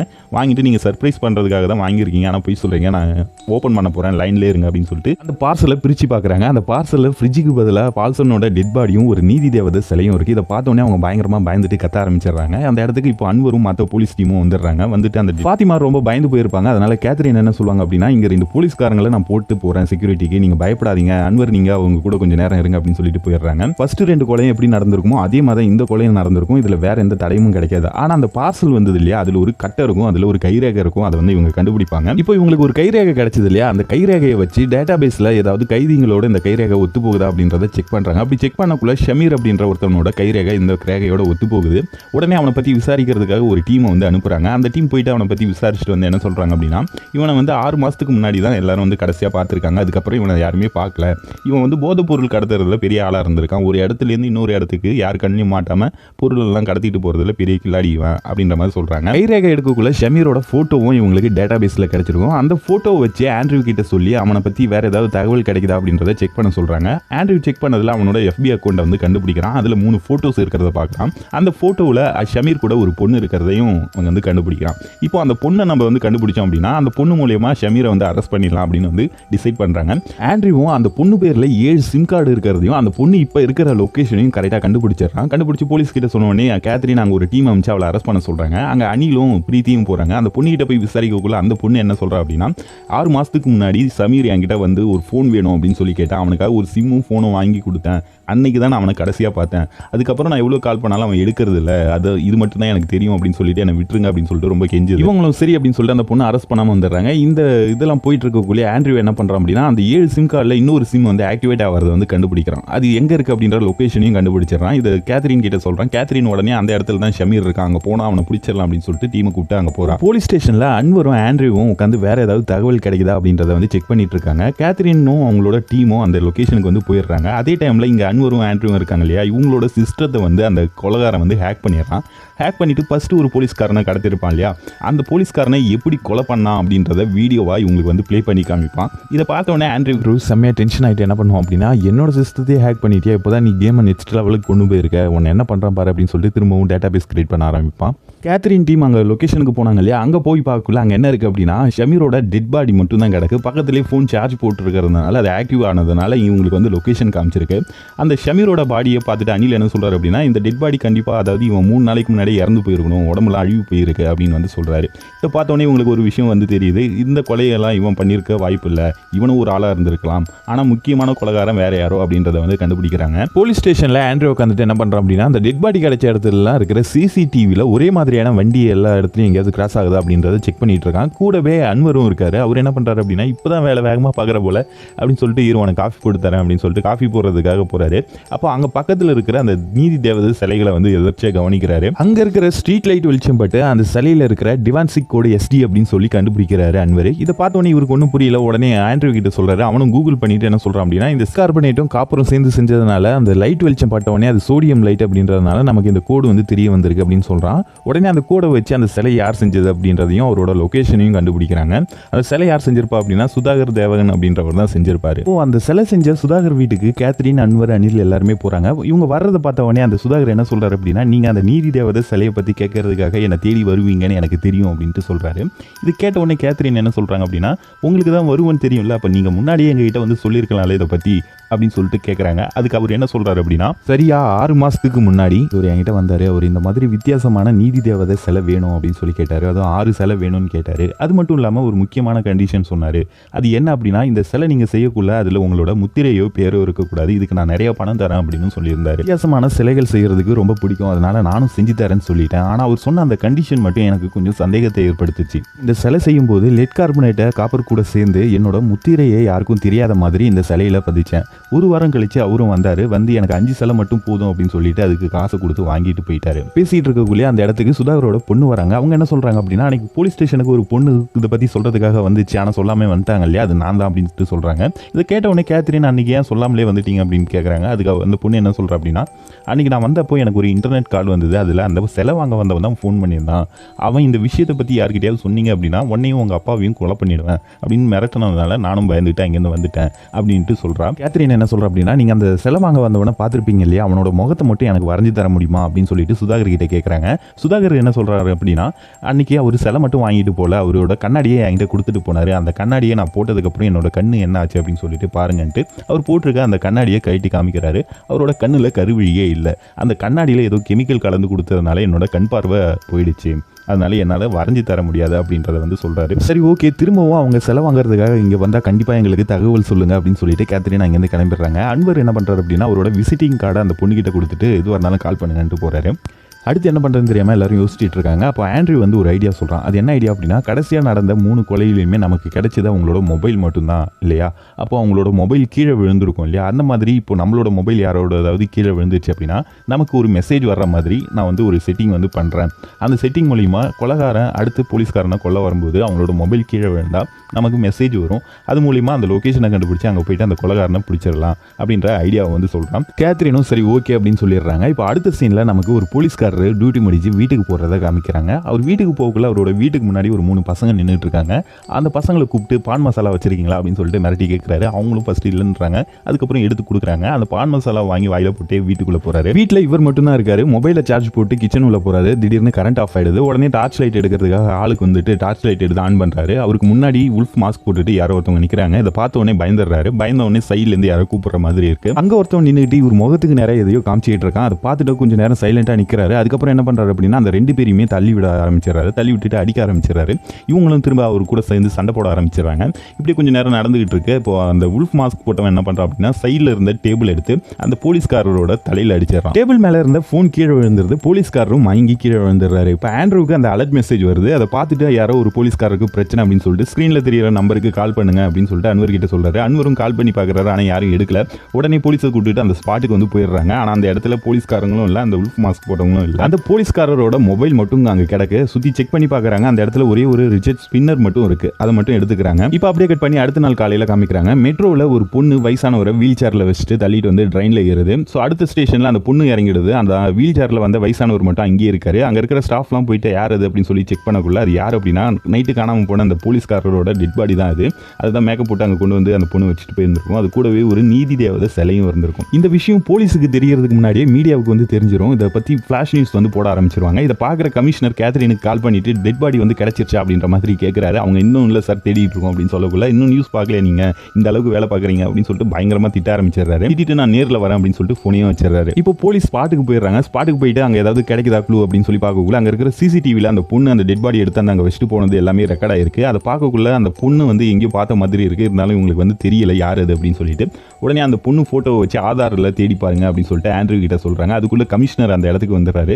அவர் என்ன சொல்கிறாரு அப்படின்னா, இவ்வளோ நாள் நீங்கள் வேலை செஞ்சு கிழிச்சதெல்லாம் போதும் கேத்ரின், நீங்கள் இந்த கேஸ்லேருந்து ரிலீவ் ஆகிடுங்க, நான் புது டீமை வந்து அரேஞ்ச் பண்ணிக்கிறேன், பிரகாஷ் தான் மேட்டுக்கு இந்த டீமுக்கு வந்து ஹெட், இவர் தான் இந்த கேஸை விசாரிக்க போகிறாரு அப்படின்னு சொல்லிட்டு சொல்கிறாரு. இப்போ அப்படியே கட் பண்ணி நமக்கு அன்வர் வீட்டில் டிவி பார்த்துட்டு உட்காந்துருக்கிறத காமிக்கிறாங்க. அவருக்கு ஒரு ஃபோன் வருது. அந்த ஃபோன் காலில் யார் அப்படின்னா கேத்ரின் டீமில் பிரதீப் அப்படின்ற இன்ஸ்பெக்டர் ஒருத்தர் வந்திருப்பாரு. அவர் தான் கால் பண்ணுறாரு. அவர் என்ன சொல்கிறாரு அப்படின்னா, உங்ககிட்ட ஒரு விஷயம் சொல்லணும்னு தோணுச்சு சார், அதான் கால் பண்ணேன் அப்படின்னு சொல்லிட்டு என்ன சொல்கிறாரு அப்படின்னா, ஃபர்ஸ்ட் நமக்கு 3 டெட் பாடி கிடைச்சது இல்லையா, அந்த டெட் பாடிலாம் ஜோடியாக் அப்படின்ற கெமிக்கல் வந்து அவங்களோட பிளட்ல கலந்து இருந்தது. கடைசியாக கிடைச்ச டெட் பாடியில் மெட்டா பிளாக்கர் அப்படின்ற கெமிக்கல் இருந்தது. அவர் சாவறதுக்கு முன்னாடி ஏதோ ஒரு ட்ரக் வந்து சாப்பிட்டுருக்காரு, அதனால தான் அந்த கெமிக்கல் அவரோட உடம்புல இருந்ததா சொல்றாங்க சார். இதை உங்ககிட்ட சொல்லணும்னு தோணுச்சு, அதான் சொன்னேன் அப்படின்னு சொல்லிட்டு அவர் போனை வச்சிடறாரு. இப்போ அன்வருக்கு இந்த 2 வார்த்தையுமே நம்ம எங்கே கேள்விப்பட்டிருக்குமே அப்படின்னு சொல்லிட்டு ரொம்ப நேரம் யோசிக்கிறாரு. யோசிச்சு அதுக்கப்புறம் அவருக்கு ஒரு விஷயம் தெரிய வருது. உடனே அவர் என்ன பண்றாரு அப்படின்னா, கேத்ரினை பார்க்க போயிட்டு அவங்க கிட்ட என்ன சொல்றாரு அப்படின்னா, இவ்வளோ நாள் அந்த போலீஸ்காரங்க எல்லாம் கடத்தக்குள்ள சைலண்டா எந்த சத்தமும் இல்லாம கடத்தினாங்க இல்லையா, அது என்னன்னு எப்படின்னே தெரியாம நம்ம வந்து முழிச்சிட்டு இருந்தோம் இல்லையா, அது என்னன்னு நான் கண்டுபிடிச்சிட்டேன். அது வந்து ஒரு சைக்காலஜிஸ்ட் மெத்தட். அதாவது அந்த உல்ஃப் மாஸ்க் போட்டுட்டு இருட்டில் ஒருத்தர் நிற்கக்குள்ள அதை பார்த்த உடனே அவங்களுக்கு வந்து பயம் வரும். பயம் வந்த உடனே சைடில் இருக்கிற இன்னொருத்தவன் என்ன பண்ணுவான் அப்படின்னா, அந்த சர்க்கிள் மாதிரி சுத்தும் இல்லையா, அந்த வீடியோவை அவங்களுக்கு வந்து காமிப்பான். அதை பார்த்த உடனே அவங்க வந்து மயங்கி தூங்க ஆரம்பிச்சிருவாங்க. ஸோ அப்படி தூங்குறதுனால நம்மளோட உடம்புல ஜோடியாக் அப்படின்ற கெமிக்கல் வந்து சுரக்க ஆரம்பிக்கும். இது வந்து ஸ்லீப்பிங் பில்ஸ் எடுத்தாலும் இந்த மாதிரி ஆகும். அதுவே கடைசியாக இருந்தார் இல்லையா, அவர் வந்து ஏதோ ஒரு ட்ரக் வந்து சாப்பிட்டதுனால அவரோட உடம்புல அந்த கெமிக்கல் வந்து ஆக்டிவேட் ஆகல. அதனால அவர் வந்து அவங்க கூட சண்டை போட்டு டேபிள் எல்லாம் உடைச்சிருக்காரு. இந்த மாதிரி மெத்தடை மோஸ்ட்லி சைக்காலஜிஸ்ட் தான் யூஸ் பண்ணுவாங்க. அதுவும் ரொம்பவே ஸ்பெஷலிஸ்டாக இருக்கிறவங்க தான் யூஸ் பண்ணுவாங்க. அந்த மெத்தடை தான் யூஸ் பண்ணி எல்லாரையும் கடத்திருக்காங்க. அப்போ இந்த கொலையெல்லாம் பண்ணுறது கண்டிப்பாக ஒரு சைக்காலஜிஸ்டாக தான் இருக்கும் அப்படின்னு சொல்லிட்டு அன்வர் சொல்கிறாரு. இதை கேட்குற கேத்ரின் என்ன சொல்கிறாங்க அப்படின்னா, இந்த இன்ஃபர்மேஷன் வச்சு இப்போ நம்மளால எதுவுமே பண்ண முடியாது, இந்த ஆக்ஷனும் எடுக்க முடியாது, டீமை வந்து மாற்றிட்டாங்க, டீம் ஹெட்டையும் மாற்றிட்டாங்க. ஸோ இதை பற்றி நான் அந்த டீம் ஹெட் கிட்ட சொல்கிறேன் அப்படின்னு சொல்கிறாங்க. இதை கேட்டுட்டு அன்வரும் அப்படியே டென்ஷன் அங்கேருந்து எந்திரிச்சு வந்துடுறாரு. இப்போ அன்வர் வீட்டுக்கு போயிட்டு அவரோட குழந்தை கூட டைம் ஸ்பெண்ட் பண்ணிட்டு இருக்காரு. அந்த குழந்தை ஒரு ரிஜெட் ஸ்பின்னர் வச்சுட்டு கையில் சுற்றிட்டு இருக்கு. இதை பார்த்தோன்னே இவர் அதை வாங்கிட்டு இவரும் சுற்றி அந்த பொண்ணோட கையில் கொடுக்குறாரு. அதை வந்து அவங்களோட ஒய்ஃப் வந்து ஒரு ஃபோட்டோ எடுக்கிறாங்க. அந்த ஃபோட்டோவை அன்வர் கிட்ட காமிக்கிறாங்க. பார்த்தோன்னே இந்த மாதிரி ஏதோ ஒரு ஃபோட்டோ நம்ம ஆல்ரெடி பார்த்துருக்குமே அப்படின்னு சொல்லிட்டு கொஞ்சம் நேரம் யோசிக்கிறாரு. போலீஸ் ஸ்டேஷன் போயிட்டு பிரீத்தி கிட்ட என்ன சொல்றாரு அப்படின்னா, இது மாதிரி அக்யூஸ்ட் யாரையாவது கைது பண்ணும்போது அவங்க கையில் ரிஜெட் ஸ்பின்னர் இருந்த மாதிரி ஃபோட்டோ ஏதாவது உங்களோட டேட்டா பேஸில் இருக்கா அப்படின்னு சொல்லி செக் பண்ணுங்க, நான் இதுக்கு முன்னாடி எங்கேயோ பார்த்துருக்கேன், எனக்கு ஞாபகம் வருது அப்படின்றாரு. சைமன் அப்படின்றவனோட போட்டோ வந்து கிடைக்குது. இவர் சொன்ன மாதிரியே அவனை கைது பண்ணி கூட்டு போகக்குள்ள அவன் கையில் ஒரு ரிஜெட் ஸ்பின்னர் இருந்திருக்கு. அந்த போட்டோவை தான் இப்போ அவங்க பார்க்குறாங்க. இதை பார்த்த உடனே அவனோட கேஸ் டீட்டெயில் என்ன அப்படின்றத கீழே ஸ்க்ரோல் பண்ணி படிக்க ஆரம்பிக்கிறாரு. இந்த சைமன் யார் அப்படின்னு பார்த்தோம் அப்படின்னா, இவன் வந்து ஒரு சைக்கோ. அது மட்டும் இல்லாமல் இவன் ஒரு ஹேக்கர். இவன் வந்து டார்க் வெப்ல லைவாக கொலை பண்ணுற வீடியோவை காசு கொடுத்து பார்த்துக்கிட்டு இருப்பான். இது அவங்க அப்பா அம்மாவுக்கு தெரிஞ்சிடும். உடனே அவங்க என்ன பண்ணுவாங்க அப்படின்னா, சர்ச்சில் இருக்கிற ஃபாதர் கூட்டு வந்து அட்வைஸ் பண்ணுவாங்க. கொஞ்ச நாள் வந்து அவன் தெரிஞ்சிருப்பான். அதுக்கப்புறம் திரும்பவும் அந்த டார்க் வெப்ல வீடியோ பார்க்க ஆரம்பிச்சிடும். தெரிஞ்ச உடனே அவங்க அம்மாவும் அப்பாவும் அவங்ககிட்ட பேசுறதை நிறுத்திடுவாங்க. அதுக்கப்புறம் கொஞ்ச நாள் கழிச்சு சர்ச்சில் இருக்கிற ஃபாதர் போலீஸில் வந்து கம்ப்ளைண்ட் கொடுப்பாரு. அவங்க அம்மா அப்பாவை கொஞ்ச நாளாவே சர்ச்சுக்கு வரதில்லை, என்ன அப்படின்னு சொல்லிட்டு அவங்க வீட்டில் போய் பாருங்க அப்படின்னு சொல்றாரு. ஸோ போலீஸும் அந்த சைமன் வீட்டில் போய் செக் பண்ணக்குள்ள அவங்க அம்மாவையும் அப்பாவையும் கொலை பண்ணி ஃப்ரிட்ஜுக்குள்ள வச்சு அப்போ அவனை கைது பண்ணி கூட்டு போகக்குள்ள தான் அவன் கையில் அந்த ரிஜெட் ஸ்பின்னர் இருந்திருக்கும். இதை தான் டிவியில் போட்டிருப்பாங்க. இதை தான் அன்வரும் பார்த்துருப்பாரு. இப்போ அந்த கேஸ் ஃபைலில் அவனை பற்றி என்ன போட்டிருக்கு அப்படின்னா, அவன் வந்து ஜெயிலில் நடந்த ஒரு ஃபயர் ஆக்சிடென்ட்ல இறந்து போனதை வந்து போட்டிருக்காங்க. இப்போ அன்வருக்கு என்ன தோணுது அப்படின்னா, அந்த ஃபயர் ஆக்சிடென்ட்ல இவன் இறந்து போல, அவன் சும்மா நாடகம் ஆடிட்டு இவன் தான் இந்த கொலையெல்லாம் பண்ணுறான். ஏன் அப்படின்னா போலீஸ் ஸ்டேஷனில் இருக்கிற சர்வர்லாம் இவனால் தான் ஹேக் பண்ண முடிஞ்சிருக்கும் அப்படின்ற முடிவு வராரு. உடனே இந்த விஷயத்தை பிரகாஷ் கிட்ட சொல்லணும் அப்படின்னு சொல்லிட்டு அவர்கிட்ட போய் சொல்றாரு. இதை கேட்கிற பிரகாஷ் என்ன சொல்றாரு அப்படின்னா, நீங்க சொல்றது கேட்கறதுக்கு நல்லா இருக்கு, ஆனா அந்த பையன் தான் உண்மையாலுமே இறந்து போயிட்டானே, அவன் எப்படி வந்து இந்த கொலையெல்லாம் பண்ணியிருப்பான், இது என்னோட கேஸ், இதை நான் பாத்துக்கிறேன், இதை பத்தி நீங்க எதுவும் என்கிட்ட பேச வேணாம் அப்படின்னு சொல்லி அனுப்பிச்சு வச்சிடறாரு. அன்வர் பயங்கரமா டென்ஷன் ஆயிட்டு நம்ம சொல்றது யாருமே நம்ப மாட்டாங்களே அப்படின்னு சொல்லிட்டு ஆண்ட்ரூவோட வீட்டுக்கு போறாரு. ஆண்ட்ரூ என்ன பண்றான் அப்படின்னா, போலீஸோட சிசிடிவி கேமரா எல்லாத்தையும் ஹேக் பண்ணிட்டு அந்த கொலை நடந்த இடத்துலலாம் ஒரே விதமான வேன் எங்கேயாவது கிராஸ் ஆகுதா அப்படின்றத செக் பண்ணி ஒரு டேட்டா பேஸ் வந்து கிரியேட் பண்ணிட்டு இருக்கான். ஆண்ட்ரூ கிட்ட சைமனோட போட்டோ காமிச்சு இவன் தான் இந்த கொலையெல்லாம் பண்ணியிருக்கான்னு எனக்கு டவுட்டா இருக்கு அப்படின்னு சொல்லிட்டு சொல்றாரு. ஆண்ட்ரூ சைமனோட போட்டோவை பார்த்துட்டு, சார் ஒரு நிமிஷம் அப்படின்னு சொல்லிட்டு அந்த ட்ரெயினில் ஒரு பொண்ணு வந்திருக்கும் இல்லையா, அந்த பொண்ணு ஃபோட்டோவையும் இந்த சைமன் ஃபோட்டோவையும் பக்கத்தில் வச்சு காமிச்சிட்டு, சார் இந்த சைமன் தான் அந்த பொண்ணு, அவன் தான் மேஷம் போட்டுட்டு வந்திருக்கான், சைமன் சாகலாம் இன்னும் உயிரோட தான் இருக்கான், அவன் தான் இந்த கொலையெல்லாம் பண்ணியிருக்கான் சார் அப்படின்னு சொல்லிட்டு ஆண்ட்ரூ சொல்கிறான். இதை கேட்ட உடனே அன்வர் என்ன பண்ணுறாரு அப்படின்னா, அந்த ஃபோட்டோவை எனக்கு மெயில் பண்ணிடு அப்படின்ட்டு வேகமாக கிளம்பி பிரகாஷை பார்க்க போறாரு. பிரகாஷ் கிட்ட போயிட்டு அந்த 2 ஃபோட்டோவையும் காமிச்சு, நான் சொன்னல சார் சைமன் தான் இந்த கொலையெல்லாம் பண்ணிட்டு இருக்கான் அப்படின்னு சொல்லிட்டு சொல்றாரு. இதை கேட்ட உடனே அந்த பிரகாஷ் லைட்டாக சிரிச்சுட்டு, ஆமா நீங்கள் சொல்றது உண்மைதான், இந்த சைமன் உயிரோட தான் இருந்தான் 3 மணி நேரத்துக்கு முன்னாடி வரையும் அப்படின்னு சொல்றாரு. மட்டும் இல்லாமல் இந்த கேஸ் வந்து ஆல்மோஸ்ட் முடிஞ்சிருச்சு. இன்னைக்கு காலைல பேப்பர் போடுற பையன் ஒரு வீட்டுக்கு பேப்பர் போட போயிருக்கான். அந்த வீட்டில் துப்பாக்கி சுடுற சவுண்டு கேட்டிருக்கு. அவன் எங்ககிட்ட வந்து சொன்ன உடனே நாங்கள் அந்த வீட்டில் போய் பார்த்தோம். அந்த வீட்டில் சைமனும் அவன் கூட இன்னொருத்தவனும் துப்பாக்கியால் சுட்டுட்டு செத்து கிடந்தாங்க. பக்கத்துல நீதி தேவதை சிலை இருந்துச்சு. அவ்வளோதான், குற்றவாளியை நாங்கள் கண்டுபிடிச்சிட்டோம், இதோட இந்த கேஸை வந்து முடிக்க போகிறோம் அப்படின்னு சொல்லிட்டு பிரகாஷ் அங்கேருந்து போயிடுறாரு. இப்போ பிரஸ் மீட்டில் பிரகாஷும் கமிஷனரும் பேசுறதை காமிக்கிறாங்க. அவங்க என்ன சொல்றாங்க அப்படின்னா, இந்த நீதி தேவதை கொலை கேஸ் வந்து இதோட முடிஞ்சிருச்சு, இந்த கொலையெல்லாம் பண்ணது சைமன் தான், அவனே சுட்டுக்கிட்டு செத்து போயிட்டான், அதனால இந்த கேஸ் இதோட முடிஞ்சு போயிடுது அப்படின்னு அப்படின்னு சொல்லி பிரஸ் மீட்ல சொல்லி முடிச்சிடுறாங்க. இதை கேட்குற அன்வருக்கு இதை ஒத்துக்க முடியல. இந்த கேஸில் இன்னும் ஏதோ விஷயம் இருக்கு, இவங்க வந்து மொட்டையாக முடிச்சிடுறாங்க அப்படின்றத வந்து அவரால் ஏற்றுக்க முடியல. இதை வந்து கேத்தரின் கிட்டேயும் அனில் கிட்டேயும் சொல்றாரு. சொன்ன உடனே அவங்க என்ன சொல்றாங்க அப்படின்னா, நீங்க ஃபர்ஸ்ட் டைம் இந்த கேஸில் இன்வால்வ் ஆனதுனால உங்களுக்கு இந்த மாதிரி தோணுது, நீங்க இதை போட்டு குழப்பிக்காதீங்க, கேஸ் தான் முடிஞ்சிருச்சுல, நீ நிம்மதியா இருங்க அப்படின்னு சொல்லிட்டு கேத்தரின் சொல்றாங்க. இதை கேட்ட உடனே அன்வருக்கு செம்மையா கோவம் வந்துருது. ஒவ்வொரு தடவையும் நான் சொன்ன விஷயங்கள் எல்லாமே நடந்திருக்கு, உண்மையாகவும் இருந்திருக்கு, அதை நீங்க தான் பெருசா எடுத்துக்கல, இந்த தடவையும் எனக்கு அந்த மாதிரி தான் தோணுது அப்படின்னு சொல்லிட்டு அங்கேருந்து வந்துடுறாரு. இப்போ அன்வருக்கு படத்தோட ஸ்டார்டிங்ல ரவி அப்படின்ற கைதி கிட்ட போய் பேசியிருப்பாரு இல்லையா, அப்போ அவன் சொன்ன ஒரு விஷயம் ஞாபகத்துக்கு வரும். அவன் என்ன சொல்லியிருப்பான் அப்படின்னா, இப்போ நம்ம வேட்டையாட போறோம் அப்படின்னா ஒரு மானை வேட்டையாடுறதுக்கு அப்புறம் மற்ற மான்களை வேட்டையாடுறதுக்கு கொஞ்சம் டைம் எடுத்துக்கணும். அதாவது அங்க இருக்கிற மான்களை இதோட வேட்டை முடிஞ்சிருச்சு அப்படின்னு நம்ப வைக்கணும். அப்பதான் மற்ற மான்களையும் நம்மளால வேட்டையாட முடியும். இதே மெத்தடை தான் நல்ல கொலைகாரனும் யூஸ் பண்ணுவான். ஒரு கொலை பண்ணிட்டு அடுத்த கொலை பண்றதுக்கு கொஞ்சம் டைம் எடுத்துப்பான் அப்படின்னு சொன்ன விஷயம் ஞாபகத்துக்கு வருது. இதை யோசிச்சுக்கிட்டே இருக்காரு. இந்த டைம்ல இவருக்கு ஒரு கால் வருது. அது யார் அப்படின்னா, நீதி தேவதை சிலை செஞ்சு கொடுத்துருப்பாரு இல்லையா சுதாகர், அவர் தான் கால் பண்ணியிருப்பாரு. இவரும் அவங்கள நேரில் போய் மீட் பண்ணுவார். மீட் பண்ணக்குள்ள அந்த சுதாகர் என்ன சொல்லுவார் அப்படின்னா, திரும்பவும் அந்த கொலைகாரன் எங்ககிட்ட செலவு வாங்குறதுக்காக வந்தான். வந்தப்ப என்னோட பொண்ணு ஒளிஞ்சு நின்று அவனோட முகத்தை வரைஞ்சிருச்சு, இதுதான் அவனோட முகம் அப்படின்னு சொல்லிட்டு ஒரு போட்டோ வந்து காமிக்கிறாங்க. அந்த போட்டோவை பார்த்த உடனே அன்வர் பயங்கரமா ஷாக் ஆயிடுது. அந்த போட்டோவில் இருக்கிறது யார் அப்படின்னா டாக்டர் பெஞ்சமின் லூயிஸ். இவர் ஒரு புக்கு படிங்க, அந்த புக்கில் தான் சைக்காலஜிஸ்ட் பற்றி நிறைய இருக்கும், நானே இந்த புக்கை ஃபாலோ பண்ணுறேன் அப்படின்னு சொல்லியிருப்பார் இல்லையா. அந்த புக்கை எழுதின டாக்டர் இவர் தான் இந்த கொலையெல்லாம் பண்ணியிருக்காரு. இது தெரிஞ்ச உடனே அன்வருக்கு பயங்கர ஷாக்கிங். அன்வர் அந்த டாக்டர் பெஞ்சமின் லூயிஸ் வளர்ந்த ஊருக்கு போறாரு. அங்கே ஒருத்தரை பார்த்துட்டு அவரோட கதையை வந்து கேட்டு தெரிஞ்சுக்கிறாரு. அவர் என்ன கதை சொல்றாரு அப்படின்னா, நான் பெஞ்சமின் லூயிஸை போலீஸ் ஸ்டேஷனுக்கு வெளியில அழுதுகிட்டு உட்காந்துருந்த ஒரு பையனா தான் பார்த்தேன். அவனை பார்க்கவே பாவமா இருந்துச்சு. அங்கேயே விட்டு வரதுக்கு எனக்கு மனசு இல்லை. அவனை எங்க வீட்டுக்கு கூட்டு வந்தேன். கூட்டு வரக்குள்ளதான் அவனோட கதையை அவன் எனக்கு சொன்னான். அவனுக்கு அம்மா கிடையாது, ஆனா அவங்க அப்பா அம்மா இல்லாத குறைய தெரியாத அளவுக்கு ரொம்பவே நல்லபடியா பார்த்துக்கிட்டாரு அவனையும் அவன் தங்கச்சியும். திடீர்னு ஒரு நாள் பெஞ்சமினோட தங்கச்சி ரெபிகாவுக்கு வயிற்று வலி அப்படின்னு சொல்லிட்டு ஸ்கூல்ல இருந்து அவங்க அப்பாவுக்கு கால் வருது. அவரும் அங்க போய் பார்க்கறாரு. ரெபிகாவும் பெஞ்சமினும் கிளாஸுக்கு வெளில நின்றுட்டு இருக்காங்க. ரெபிகாவோட அப்பா உள்ள போயிட்டு என்னாச்சு அப்படின்னு கேட்கக்குள்ள அவங்க என்ன சொல்றாங்க அப்படின்னா, உங்க பொண்ணு பிரெக்னென்ட்டா இருக்காங்க, அதனால தான் வயிற்று வலி வந்திருக்கு அப்படின்னு சொல்லிட்டு சொல்றாங்க. இதை கேட்ட உடனே பெஞ்சமினோட அப்பாவுக்கு இதை தாங்கவே முடியல. இப்போ ரெபிகாவோட பிரெக்னன்ட்டுக்கு காரணம் யார் அப்படின்னு தெரிஞ்சுக்கிறதுக்காக சர்ச்சில் இருக்கிற சிஸ்டர்ஸ் எல்லாம் கூப்பிட்டு வந்து ரெபிகா கிட்ட கேட்க சொல்லி அவங்க அப்பா சொல்றாரு. அவங்களும் கேட்டு பாக்குறாங்க. ஆனா ரெபிகா யாரை பத்தியும் சொல்லல. இதை பாக்குற அவங்க அப்பா ரொம்பவே மனசு உடைஞ்சு போயிடுறாரு. என்ன பண்றதுன்னு தெரியாம இருக்கிறாரு. இதை பார்த்த உடனே ரெபிகாவும் அவங்க அப்பாவை கூப்பிட்டு சர்ச்சில் இருக்கிற ஃபாதர் தான் இதுக்கு காரணம் அப்படின்னு சொல்லி சொல்றா. அந்த ஃபாதர் யார் அப்படின்னா ஊர்லயே பெரிய பணக்காரன், அது மட்டும் இல்லாம எல்லார் மத்தியிலையும் அவன் ஒரு நல்லவன் அப்படின்ற இமேஜை உருவாக்கி வச்சிருக்கான். இப்போ அந்த ஃபாதர் மேல கேஸ் கொடுக்கறதுக்காக பெஞ்சமினோட அப்பா போலீஸ் ஸ்டேஷன் போறாரு. அங்க போலீஸ் ஸ்டேஷன்ல இன்ஸ்பெக்டரா இருக்கிறது யார் அப்படின்னா அன்வரோட ஃப்ரெண்டு அனில் தான் இருக்காரு. ஃபாதர் மேல கேஸ் கொடுக்க வந்திருக்கிறத தெரிஞ்சுக்கிட்டு அனில் என்ன பண்றாரு அப்படின்னா, அந்த ஃபாதர் கிட்டே போயிட்டு இந்த மாதிரி ஒரு விஷயம் நடந்திருக்கு அப்படின்னு சொல்லி சொல்றாரு. அவரும் பணம் நிறைய கொடுத்து இந்த கேஸ் வெளியில தெரியாம பாத்துக்கோங்க அப்படின்னு சொல்லி சொல்லிடுறாரு. அனில் என்ன பண்றாரு அப்படின்னா, அந்த கம்ப்ளைண்ட் கொடுக்க வந்தாரு இல்லையா பெஞ்சமினோட அப்பா, அவர் தான் அந்த தப்பை பண்ணாரு அப்படின்னு சொல்லி ஒத்துக்க சொல்லிட்டு பெஞ்சமினையும் ரெபிகாவையும் போலீஸ் ஸ்டேஷன் கூட்டு வந்து செம்ம அடி அடிக்கிறாங்க. இதை பாக்குற அவங்க அப்பா என்ன பண்றாரு அப்படின்னா, பசங்க அடி வாங்குறத பார்க்க முடியாம உடனே நான் தான் பண்ணேன் அப்படின்னு சொல்லி ஒத்துக்கிறாரு. இப்போ பெஞ்சமின் அப்பாவை போலீஸ் அரெஸ்ட் பண்ணி ஜெயில போட்டுறாங்க. ரெபிகாவை அங்க இருக்கிற சிஸ்டர்ஸ்லாம் இங்க விட்டா சரி வராது அப்படின்னு சொல்லிட்டு அவளை வெளிநாட்டுக்கு கூட்டு போயிடுறாங்க. அடுத்த 2வது நாளே பெஞ்சமினோட அப்பா ஜெயில தூக்கு போட்டு இறந்து போயிடுறாரு. இதை கேட்ட பெஞ்சமினால இதை தாங்கிக்கவே முடியல. பெஞ்சமினோட அப்பாவை அடக்கம் பண்றதுக்காக போலீஸ்காரங்க வராங்க. அவங்கள பார்த்த பெஞ்சமின் என்ன பண்ணான் அப்படின்னா, எங்க அப்பா எந்த தப்புமே பண்ணல, அவர் இப்போ உயிரோட இல்லை, ஆனா எல்லா தப்பையும் பண்ணிட்டு நீங்க சந்தோஷமா இருக்கீங்கல்ல அப்படின்னு சொல்லிட்டு கல் எடுத்து அடிக்கிறதுக்காக வேகமா ஓடனா. நாங்க தான் அவனை பிடிச்சி நிறுத்தணும். அதுக்கப்புறம் கொஞ்ச நாள் அவன் ரொம்பவே டிப்ரெஷன்ல இருந்தான். அதுக்கப்புறம் கவுன்சிலிங் கொடுத்ததுக்கு அப்புறம் நல்லா படிக்க ஆரம்பிச்சான். ஸ்காலர்ஷிப் கிடைச்சி அமெரிக்காவுக்கு டாக்டருக்கு படிக்க போயிட்டான். எங்களுக்கு அமெரிக்காவிலேருந்து மாசத்துக்கு ஒரு தடவை கால் பண்ணிட்டு இருந்தான். இப்போ கொஞ்ச நாளா அந்த காலும் பண்றதில்லை. இப்போ எங்க இருக்கான் என்ன பண்றான்னு எங்களுக்கு எதுவுமே தெரியல அப்படின்னு சொல்லிட்டு அவனை வளர்த்தவர் வந்து சொல்றாரு. இந்த கதையை கேட்டதுக்கு அப்புறம் தான் அன்வருக்கு ஏன் பெஞ்சமின் போலீஸ்காரங்களை மட்டும் கடத்தி கொலை பண்ணாரு அப்படின்றது தெரிய வருது. அனிலுக்கு அன்வர் கால் பண்றாரு. கால் பண்ணிட்டு என்ன சொல்றாரு அப்படின்னா, நீங்க பண்ண விஷயங்கள் எல்லாமே எனக்கு தெரியும். இப்போ நான் எங்க இருக்கேன் அப்படின்னா கடமம்ல இருக்கேன். நீங்க ஃபாதர் பென்னட் அப்புறம் சிஐ சந்திரன் எல்லாம் பண்ண விஷயம் எனக்கு தெரியும் அப்படின்னு சொல்லி சொல்றாரு. இதை கேட்ட உடனே அனில் கொஞ்சம் இதை பத்தி நம்ம நேரில் பேசலாம், போன்ல பேச வேணாம், எப்பயும் மீட் பண்ற அந்த இடத்துக்கு வா, நானும் வந்துடுறேன் அப்படின்னு சொல்லிட்டு போனை வச்சிடறாரு. அன்வரும் கார் எடுத்துட்டு அங்கேருந்து கிளம்பி வந்துட்டு இருக்காரு. வர வழியிலே அனில் கிட்ட இருந்து ஒரு மெசேஜ் வருது, நான் இங்க வந்துட்டேன் உனக்கு முன்னாடி அப்படின்னு சொல்லிட்டு. கொஞ்ச நேரத்துல இன்னொரு மெசேஜும் வருது, அவர் மட்டும் வரல நானும் வந்துட்டேன் அப்படின்னு. மெசேஜ் வந்து அந்த புது நம்பரை ஆண்ட்ரியூக்கு அனுப்பிச்சு இந்த நம்பர் எந்த லொகேஷன்ல இருக்கு பார்த்து சொல்லு அப்படின்னு சொல்லிட்டு சொல்றாரு. ஆண்ட்ரியூவும் அந்த லொகேஷனை பார்த்துட்டு அன்வருக்கு மெசேஜ் பண்றான். உடனே இவரும் அந்த லொகேஷனுக்கு போய் பார்க்கறாரு. அங்க அனிலோட காரும் மொபைலும் மட்டும் தான் கிடக்கு. இவரும் சுத்தி முத்தி தேடி பார்க்கறாரு. ஆனா எங்கேயுமே அனில காணோம். உடனே இவர் என்ன பண்றதுன்னு தெரியாம முழிச்சிட்டு நின்றுட்டு இருக்காரு. அந்த வழியா ஒரு ட்ரோன் வந்து கிராஸ் ஆகி போகுது. இதை பார்த்த உடனே அந்த ட்ரோனை ஃபாலோ பண்ணிட்டு போய் பார்க்கறாரு.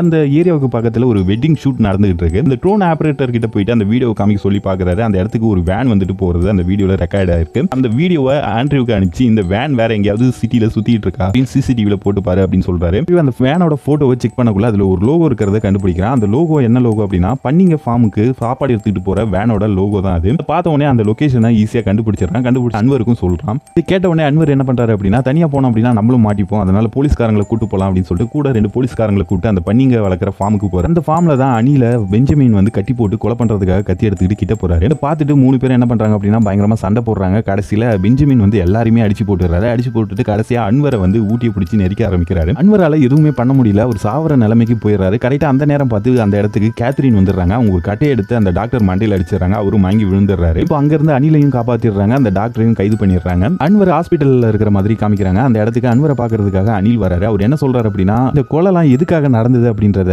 உனக்கு எனக்கு பெஞ்சமினை தவிர வேற யாருக்கும் தெரியாது. பெஞ்சமினும் இந்த விஷயத்தை யார்கிட்டயும் சொல்ல போறது இல்லை. ஏன் அப்படின்னா அவன் இன்னும் கொஞ்ச நேரத்தில் என்கவுண்டர்ல சாக போறான். அதனால அவன் சொல்ல மாட்டான். நீ போலீஸ்ல பெர்மனன்ட் கிரிமினாலஜிஸ்ட் ஆகணும்னு சொன்ன இல்லையா, அந்த மாதிரி ஆக போறியா இல்ல இந்த ஒரு கேஸோட நிக்க போறியா அப்படின்னு மிரட்டுற மாதிரி கேட்டுட்டு அங்கிருந்து போயிடுறாரு. கேத்ரின் டாக்டர் பெஞ்சமின் லூயிஸ் கிட்ட போயிட்டு நீங்க எதுக்காக இந்த கொலைகள் எல்லாம் பண்ணீங்க அப்படின்றத எங்க கிட்ட சொல்லுங்க அப்படின்னு சொல்லிட்டு கேக்குறாங்க. ஆனா அவர் சொல்ல மாட்டாரு. இதை வெளில உட்காந்துட்டு அன்வர் வந்து கேட்டுக்கிட்டு இருக்காரு. இப்போ பெஞ்சமினை விசாரிக்கிறதுக்கு அந்த ரூம்குள்ள அன்வர் போறாரு. அன்வரை பார்த்த உடனே பெஞ்சமின் என்ன கேட்கிறாரு அப்படின்னா நீங்க செத்துட்டீங்கன்னு நினைச்ச இன்னும் உயிரோட இருக்கீங்களா அப்படின்னு சொல்லி கேட்கிறாரு. அன்வரும் நான் இப்போ உயிரோட தான் இருக்கேன் அப்படின்னு சொல்றாரு. உடனே பெஞ்சமின் என்ன சொல்றாரு, கங்க்ராச்சுலேஷன்ஸ் மேன், விஜெட் ஸ்பின்னர் மட்டுமே வச்சுக்கிட்டு நீ இந்த கேஸ்ல என்ன கண்டுபிடிச்சிட்ட அப்படின்னு சொல்லிட்டு நீங்க ஃபியூச்சர்ல பெரிய ஆளா வருவீங்க அப்படின்னு சொல்லிட்டு வாழ்த்துக்கள் சொல்றாரு. நீங்க இந்த கொலைகள் எல்லாம் எதுக்காக பண்ணீங்க அப்படின்றது எனக்கும் தெரியும் அப்படின்னு சொல்லிட்டு என்ன சொல்றாரு அப்படின்னா உங்களோட டார்கெட் 2 போலீஸ்காரங்க தான். ஆனா நீங்க மத்தவங்க கிட்ட மாட்டாம இருக்கிறதுக்காக 5 பேரை கொலை பண்ணிருக்கீங்க. அதுல 3 போலீஸ் ஆபீசர் வந்து ரேண்டமா செலக்ட் பண்ணிருக்கீங்க. அப்பதான் ஒருத்தவங்களுக்கும் கனெக்ஷன் இருக்காது. இதை வந்து ஈஸியா போலீஸால கண்டுபிடிக்க முடியாது. இதான் உங்களோட பிளான் அப்படின்னு சொல்றாரு. அதுக்கு அவர் வந்து சிரிச்சுக்கிட்டே அப்படியே கேட்டுக்கிட்டு இருக்காரு. அன்வர் என்ன கேட்கிறாரு அப்படின்னா உங்களோட மெயின் டார்கெட் ஃபாதர் பென்னட் தானே, அவர் இன்னும் கொல்லலையா அப்படின்னு சொல்லி கேட்கிறாரு. அதுக்கு பெஞ்சமின் சிரிச்சுக்கிட்டே என்ன சொல்றாரு அப்படின்னா அவரை இன்னும் காணும் தேடிட்டு இருக்காங்க, உங்களுக்கு தெரியாதா அப்படின்னு சொல்லிட்டு நக்கலா கேட்கிறாரு. ஃபாதர் பென்னட் எங்க இருக்காருன்னு எனக்கு தெரியும். சைக்கோ சைமனை ஜெயில இருந்து தப்பிக்க வைக்கிறதுக்காக ஃபாதர் பென்னட்டோட பாடியை தான் நீங்க அங்க நெருப்புல போட்டு கொளுத்துனீங்க. அவரோட உடம்பு பாதி எரிஞ்சதும் எரியாமலும் இருந்தது. கரெக்டா நான் சொல்றது அப்படின்னு சொல்லிட்டு கேட்கிறாரு. இதுக்கு பெஞ்சமின் என்ன சொல்றாரு, மேபி இருக்கலாம் அப்படின்ட்டு இதையும் நக்கலாவே பதில் சொல்லிட்டு இருக்காரு. அன்வர் அடுத்து என்ன சொல்றாரு அப்படின்னா நீங்க எதுக்காக இந்த கொலைகள் எல்லாம் பண்ணீங்க அப்படின்றது எனக்கும் தெரியும், உங்களுக்கும் தெரியும். நீங்க இந்த விஷயத்தை மீடியா கிட்டையும் வெளியும் சொன்னீங்க அப்படின்னா நீங்க இந்த கேஸ்ல இருந்து தப்பிக்கலாம். அது உங்களுக்கு நடந்த அநீதிக்கு உங்களுக்கு நல்ல தீர்ப்பு கிடைக்கும் அப்படின்ற மாதிரி சொல்றாரு. இதை கேட்டவனே பெஞ்சமின் என்ன சொல்றாரு அப்படின்னா எதுக்கு இப்போ நான் இதை பத்தி சொன்னேன் அப்படின்னா 2-3 நாள் இதை பத்தி பரபரப்பா பேசுவாங்க. அடுத்தது இது எல்லாருமே மறந்துடுவாங்க. சரி பரவாயில்ல, நீங்க எதுவும் சொல்ல வேணாம். ஆனா நீங்க கொல்லணும்னு நினைச்ச ஆள் இன்னும் உயிரோட தானே இருக்காரு, ஏசிபி அனில் அப்படின்னு சொல்லிட்டு சொல்றாரு. அது மட்டும் இல்லாம இன்னும் ஒரு நீதி தேவதை சிலையும் அப்படி தானே இருக்கு அப்படின்ட்டு கேட்கிறாரு. இதுக்கு பெஞ்சமின் என்ன சொல்றாரு அப்படின்னா சிரிச்சுக்கிட்டே என்ன சொல்றாரு, ஆமா நீங்க சொல்றது கரெக்ட், இன்னொரு நீதி தேவதை இல்ல தான் இருக்கு அப்படின்னு சொல்லிட்டு சிரிக்கிறாரு. இவர் சொல்றதை கேட்டவனே அன்வருக்கு கண்டிப்பா இவரு அணில கொல்ல போறாரு, ஆனா எப்படின்னு தான் தெரியல அப்படின்னு சொல்லிட்டு யோசிக்க ஆரம்பிக்கிறாரு. யோசிச்சுட்டு என்ன பண்றாரு அப்படின்னா எதுவா இருந்தாலும் பரவாயில்ல, அனில் கிட்ட நம்ம இதை பத்தி சொல்லலாம் அப்படின்னு சொல்லிட்டு கால் பண்றாரு. அனில் இவரோட நம்பரை பார்த்த உடனே போன் எடுக்க மாட்டாரு. இப்போ அடுத்த சீன்ல நமக்கு டாக்டர் பெஞ்சமின் லூயிஸை என்கவுண்டர்ல போட்டு தள்ளுறதுக்காக கார்ல கூட்டும் போறதை காமிக்கிறாங்க. அதே சமயம் அனில் வீட்டுக்கு ஏதோ ஒரு பொண்ணு வந்து காலிங் பெல் அடிக்கிறதையும் காமிக்கிறாங்க. அன்வர் திரும்பவும் அனிலுக்கு கால் பண்ணி பாக்குறாரு. ஆனா அனில் போன் எடுக்க மாட்டாரு. சரி வீட்டுக்கு போயிட்டு அவர்கிட்ட சொல்லலாம் அப்படின்னு கிளம்பி அவர் வீட்டுக்கு போறாரு. இவர் அவர் வீட்டுக்கிட்ட போகக்குள்ள அவரை ஒரு பொண்ணு வந்து கிராஸ் பண்ணி போகுது. இவரும் கண்டுக்காம அனிலோட வீட்டுக்குள்ள போய் பாக்குறாரு. அங்க அனில் வந்து செத்து கிடக்குறாரு. அதே டைம்ல நமக்கு டாக்டர் பெஞ்சமின் லூயிஸை காமிக்கிறாங்க. அவரையும் வந்து என்கவுண்டர்ல சுட்டுறாங்க. அவரும் கீழே விழுந்து